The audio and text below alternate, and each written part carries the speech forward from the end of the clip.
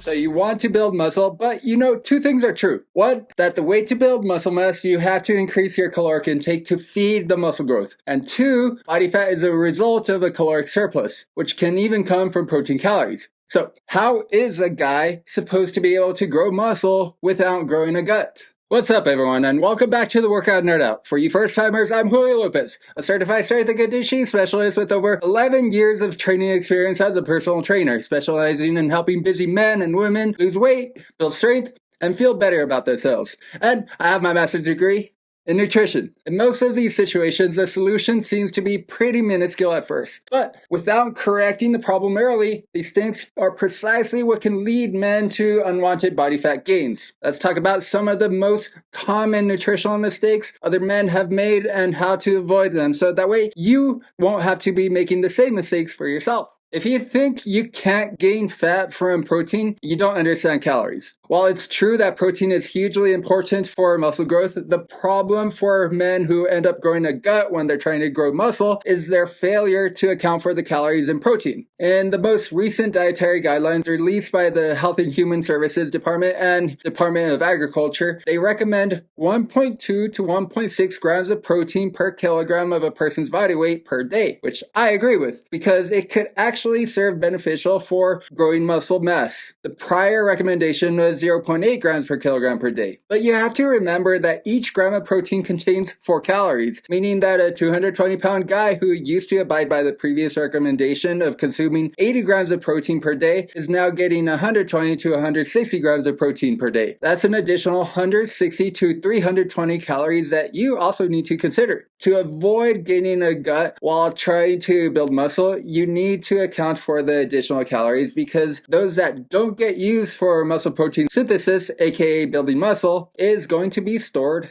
as body fat. If you're consuming huge amounts of protein but training like it's optional, that's probably why you're gaining fat when trying to build muscle. A lot of things are controversial about the latest dietary guidelines, but when it comes to increasing protein intake from 0.8 grams per kilogram per day to 1.2 to 1.6 grams, that isn't one of them. In fact, the American College of Sports Medicine, the Academy of Nutrition and Dietetics, and Dietitians of Canada had already suggested active people to consume 1.2 to 2.0 grams per kilogram per day. The chief concern about increasing protein for men over 30 is two-pronged. One, they may adopt a more is better thought process and consume way more protein than the 1.6 grams per kilogram per day. And two, they don't train hard enough to justify for that much protein. So what doesn't get used for building and repairing muscle is just going to be stored as fat. You're increasing your protein, but are you also considering the saturated fat? Higher protein intake is good for building more muscle, but you also have to be thoughtful about the protein source. In the new dietary guidelines, they suggest drinking whole milk, eating red meat, and using beef tallow when cooking. The biggest concern among most doctors and nutrition experts is that these items contain a good amount of saturated fat. Saturated fat, especially for men over 30, can contribute to heart disease when consumed in excess. The new dietary guidelines instruct us to cap saturated fat to 10% of total daily calories, which would make it nearly impossible to remain below that saturated fat cap while concurrently increasing daily protein intake from animal sources that contain saturated fat like red meat and whole milk. My suggestion is to limit items with a lot of saturated fat to just one meal, and to consume leaner animal protein sources, i.e. chicken breasts, egg whites, and fish, and fat-free 1% or 2% milk for the remaining meals. Plant-based protein can build more muscle, but it's not the same as animal-based protein. Here's what you need to know. The biggest thing about plant-based protein is its quality in terms of essential amino acids. The human body requires 9 essential amino acids to be acquired from foods. And while plant-based protein sources have all 9 essential amino acids, they don't have the correct amount of each of those 9 essential amino acids. Think about it like this. Egg whites are considered as a perfect protein source in that they have just the right amount of each of those 9 essential amino acids. Think of this as a new box of crayons. On the other hand, almonds also contain all 9 essential amino acids, but are lacking in the correct amount of some more than others. So this is like a crayon box where some of the colors have been used more than others. For the human body to use protein, it needs to acquire the right amount of each of those 9 essential amino acids before you can use it. So guys that want to gain muscle on a vegan or vegetarian diet are strongly advised to eat a wide variety of vegetables, nuts, seeds, and legumes, meaning that this requires a lot of planning ahead of time. If you gained a gut when trying to gain muscle, it might be your healthy snacks. For men over 30 that are trying to gain muscle but also end up developing a gut, this is one of the most common mistakes I see. Snacking on nuts and string cheese are amazing snacks that provide you with protein, healthy fats, and fiber. But they're also high in calories, really tasty, and their suggested serving sizes are usually pretty small. So guys could easily be devouring 2, 3, or even 4 servings without even realizing it. Do your healthy smoothies have more calories than a cheeseburger? It's very likely. Adding nut butter, whether it's peanut butter, almond butter, cashew butter, etc., can add a lot of flavor to a guy's smoothie, but they also have a lot of calories. Most have a suggested serving size of 2 tablespoons, which can amount to approximately 200 calories. But if your scoops are looking like a little Mount Everest, that can easily be hundreds more calories that you might not be taking into account. Just because you're working out hard at the gym doesn't justify a post-workout binge. A big reason why men trying to grow muscle wind up growing a gut is that working out can increase their appetite after training. While this isn't always the case for everyone, if you're one of those guys that wants to eat everything in sight after coming home from the gym, your post-workout meals may very well be the cause of your unwanted weight gain. It's not all lost. You can get around this by preparing your post-workout meals ahead of time. This way, everything is pre-measured and you're able to place limits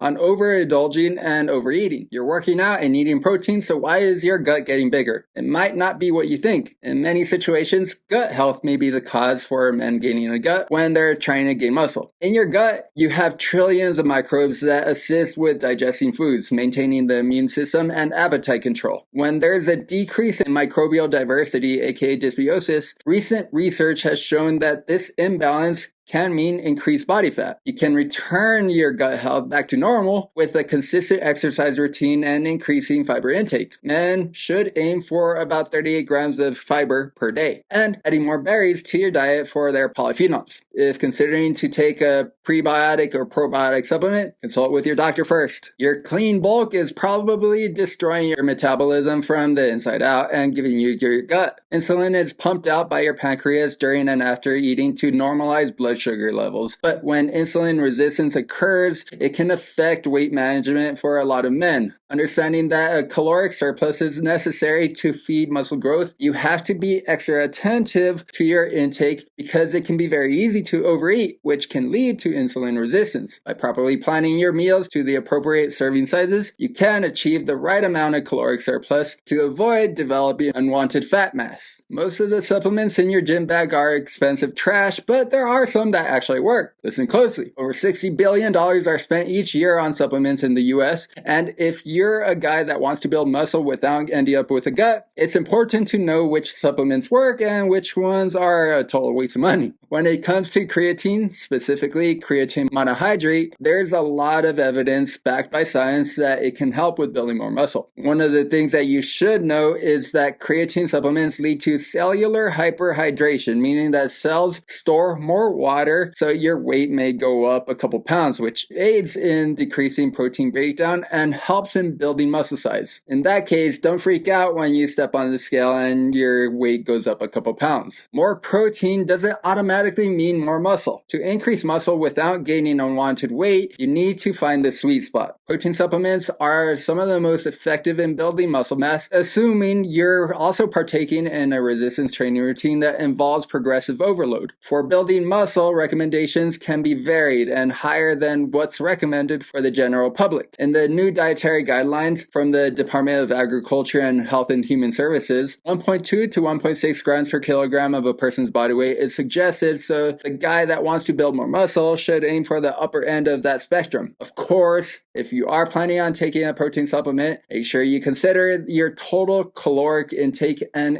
protein intake from the food that you're eating, because even if the additional calories are coming from protein, if those calories from the added protein don't get used for building and repairing muscle, any of the excess calories are stored as body fat. Listen closely. You really don't need an entire pantry filled with supplements to see incredible muscle size gains. Before you spend another dollar at GNC, let's talk about the supplements that work and those that are trash. While creatine and protein are supplements that have been proven for decades as being highly effective for muscle growth, there are unfortunately a wide array of supplements that suck. Some of the most useless, such as mass gainers and pre-workout, are regularly promoted by gym staffs and supplement stores, but they're either high in saturated fat for mass gainers and merely caffeine and vitamin B supplements in the pre-workout. Instead, just eat healthy foods that are high in protein and also drink a cup of coffee or unsweetened tea for the caffeine. In conclusion, building muscle can be easier for some more than it is for others. But when the new adopted program to build muscle mass is also causing you to get a bigger gut, it can feel like it's defeating the purpose. There are 3 absolutes that you absolutely have to do. 1, increase your protein intake. 2, lift weights. And 3, I didn't mention this earlier, get 7 to 9 hours of sleep. When it comes to developing a gut, it's most likely that you have to make some changes to your nutrition habits. When you carefully plan your caloric surplus to feed the muscle growth, you also have to worry about feeding the body fat. Since dietary recommendations are most effective when personalized to your own goals and training routine and limitations, it's always best to work directly with a nutrition expert. For help with your personal needs, schedule a nutrition consultation with me by following the link below. So that does it for today's Workout Nerd Out. Thank you so much for joining me. If you have any questions, feel free to leave it in the comment section, and don't forget to hit that like and subscribe button. Also, if you know anyone who can benefit from this information, please share it with them. Until next time, I'll see you on the next Workout Nerd Out.